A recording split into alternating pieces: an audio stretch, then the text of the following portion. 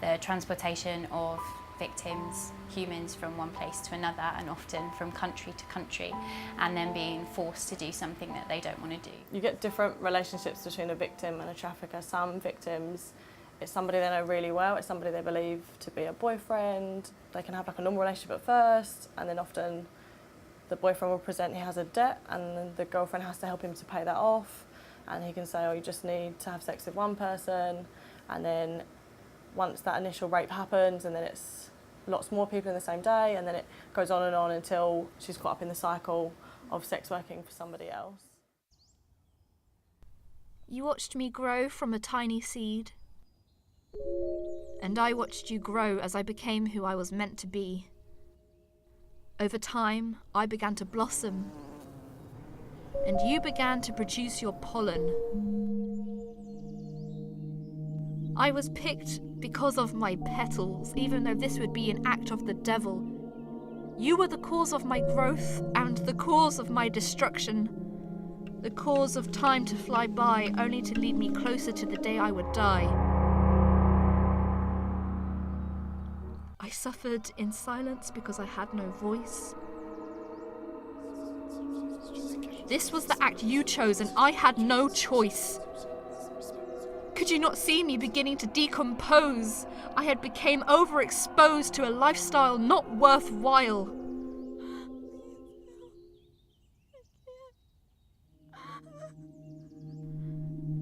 You were the sun and I was the flower.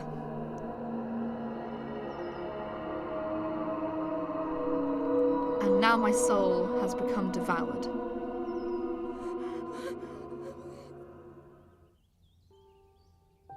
There could be an average person on the street as well who comes from a very different culture where it's actually acceptable to have, you know, a domesticated kind of servant in your property where you don't pay them because in your country of origin they are, you know, deemed to be so low that they're not almost worthy of any sort of payment. So you could have, you know, church-going kind of, you know, do-gooders of society who, because of their cultural heritage, do actually believe and kind of operate in the world of human trafficking.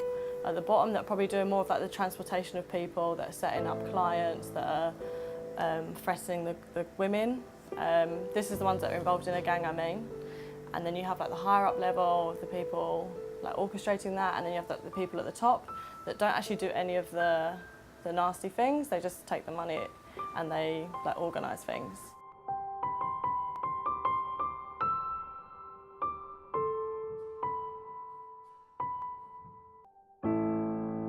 So I have a client who she was brought up in a very safe home. She was well educated. She was brought up in Albania. Her second year in schooling, she fell in love with a man, and after a year of dating, he asked her if she'd like to go on holiday with her. So she went on holiday.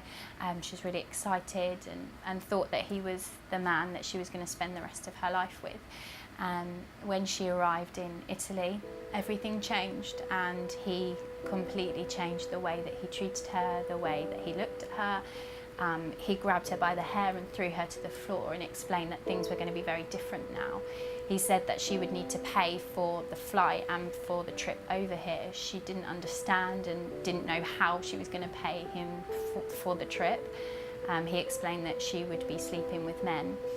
She said that she didn't want to do that. That wasn't why she was coming. She thought that he loved her. He repeated that he didn't love her and that this was what her life was going to be like from now on.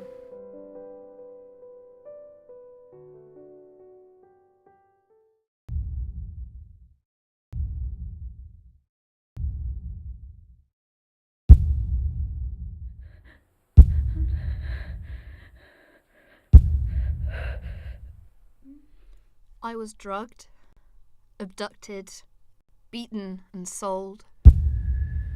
Now I lay shivering, hungry and cold. No hope, no love, no life worth living. Handcuffed and used at my captor's bidding. Tears filling my hands, covering my face, I weep until sleep provides me some grace.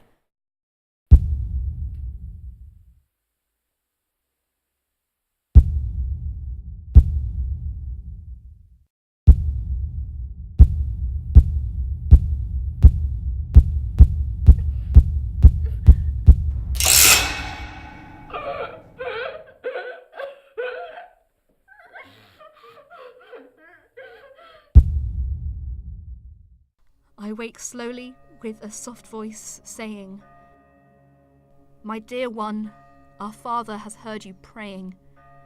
Your captors are gone. Let us help you heal. Let us teach you about Jesus. His love is real. The things that will last are faith, hope, and love.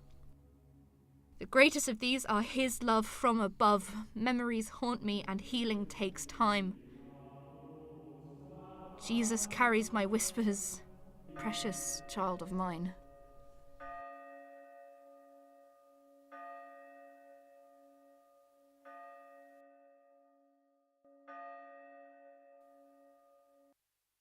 She decided that if she was going to get away, it was now or never. So when the lorry came to a red light, she jumped and she ran and she ran and she ran, and she came to a park that had a few people in it, and she started to ask for help, and nobody would help her. And eventually she heard somebody speaking in her language, and she went over and she explained, and they very kindly took her in. And now they still have her in their house. They've been a big support to her. She's got a beautiful baby girl. She's made loads of friends. She's got a big support network around her.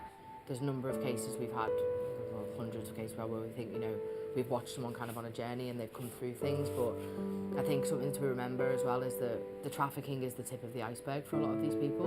Their self-confidence, when they're empowered to make their own decisions and to say, I don't want to do this, or I do want to do that, and that can be like really great to see in a woman.